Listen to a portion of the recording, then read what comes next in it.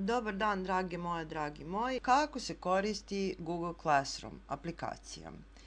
U prošlom videu smo naučili kako da dodamo nastavnike i kako da dodamo učenike, tako što ćemo kliknuti na čovečuljka i ovaj znak plus. Sad ću ja ponovo pozvati nekoga od učenika.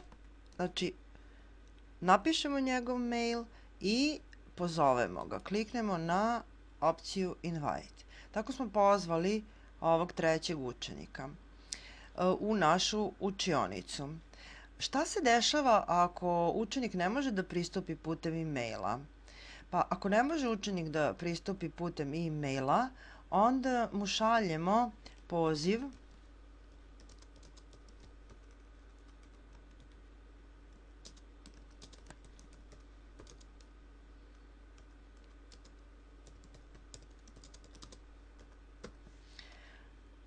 koji je kod? Kako znamo koji je kod za pristup? Otići ćemo na naslovnu stranu naše prve učionice, pogledat ćemo, evo ovde postoji class kod, odnosno kod za ulazak u učionicu. Selektujemo ga, kopiramo ga, možemo da ga kopiramo ovde, ja koristim kao privremeni Google Translate, dobro, i pozovem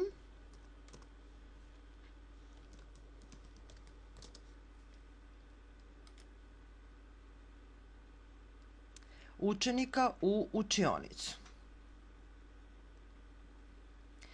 Kako učenik pristupa učionici? Kako on vidi? Evo, ja sam sada ulogovana ovde kao učenik. Šta učenik radi? Učenik ulazi u svoj Classroom,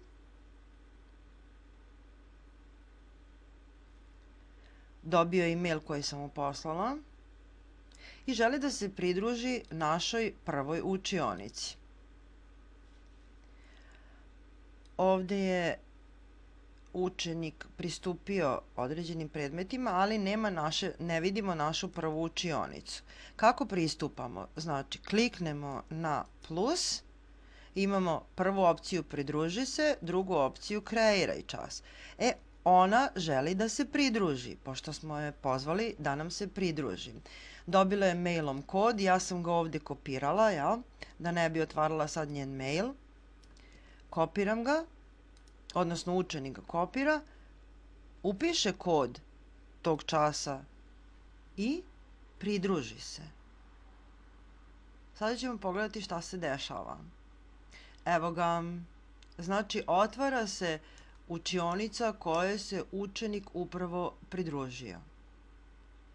I može sada da prati predavanja. Da vidimo kako iz ugla učenika, šta vidimo ovde. Učenik vidi koje su časovi postavljeni, tako. Pogleda šta ima u času, može da pogleda materijal, i ko su oni koji su pristupili času.